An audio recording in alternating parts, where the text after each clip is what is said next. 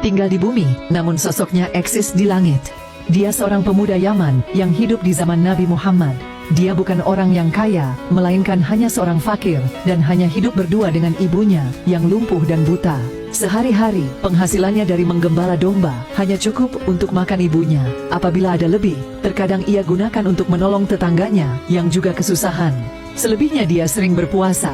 Hidupnya hanya ia gunakan untuk beribadah kepada Allah dan berbakti kepada ibunya untuk memenuhi permintaan terakhir ibunya yang ingin menunaikan haji. Ia membeli seekor anak lembu dan setiap hari ia selalu menggendong lembu itu naik turun bukit. Bahkan ia selalu dianggap gila oleh orang-orang karena menganggap aneh kelakuannya. Tiada kenal lelah, setiap hari dia menggendong lembu itu, hingga lembu itu bertambah besar, seiring dengan besar otot pada tubuhnya. Ternyata ia sedang latihan, untuk menggendong ibunya menuju Mekah. Dia rela menempuh perjalanan jauh dan sulit, demi memenuhi keinginan ibunya berhaji. Dialah Uwais Al-Qarni, sang pecinta Rasulullah, tapi tidak ditakdirkan bertemu dengan beliau.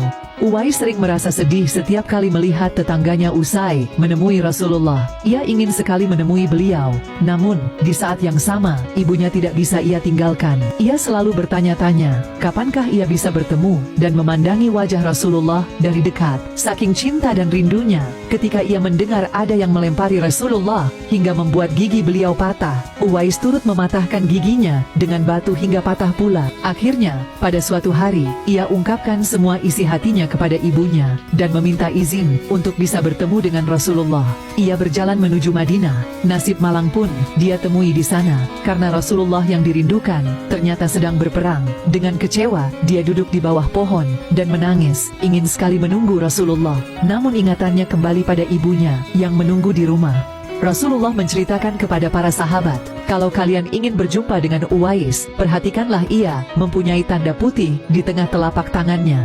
Beliau juga menyarankan untuk meminta doa dan istighfar darinya, sebab ia adalah penghuni langit dan bukan penduduk bumi. Saat kabar Uwais Al-Qarni wafat, gemparlah penduduk kota Yaman. Ada fenomena aneh yang terjadi saat hari kematiannya, yaitu proses pemakamannya dihadiri oleh ribuan orang yang berebut untuk merawat jenazahnya. Selain itu, orang-orang yang mendatangi pemakaman Uwais bukanlah orang yang mereka kenal. Padahal semasa hidupnya, ia sangat miskin dan bukan siapa-siapa. Akhirnya penduduk Yaman tahu bahwa Uwais Al-Qarni ternyata bukanlah penduduk bumi. Ia adalah pemuda yang terkenal di langit. Dan manusia-manusia tadi adalah malaikat yang dikirim oleh Allah kepadanya. Tinggal di bumi, namun sosoknya eksis di langit. Dia seorang pemuda Yaman yang hidup di zaman Nabi Muhammad. Dia bukan orang yang kaya, melainkan hanya seorang fakir.